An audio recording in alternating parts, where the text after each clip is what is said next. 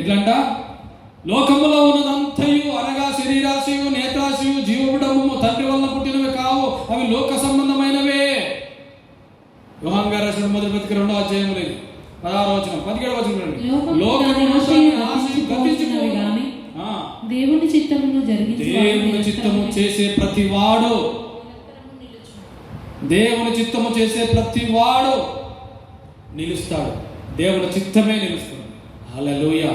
కాబట్టి దేవుని చిత్తాన్ని వెతికే వారముగా ఉండాలా, దేవుని ఉద్దేశములు కనుగొనే వారముగా ఉండాలా, దేవుడు నీ పట్ల ఏ ప్రణాళిక కలిగి ఉన్నాడో కనుగొనడానికి ప్రయత్నం చేయాలి, దేవుడు నిన్ను ఏం చేయాలని కోరుకుంటున్నాడో కనుగొనడానికి ప్రయత్నం చేయాలి. దేవా, నీ ఉద్దేశం ఏందో, నీ సంకల్పం ఏందో, నీ చిత్తం ఏందో నాకు బయలుపరచు ప్రభువా. నా కుటుంబం పట్ల, నా బిడ్డల పట్ల, నా జీవితం పట్ల నీ యొక్క ఉద్దేశం ఏందయ్యా నాకు నేర్పించు ప్రభువా, నన్ను నడిపించు ప్రభువా, ఆ క్రమంలో నన్ను నడిపించయ్యా.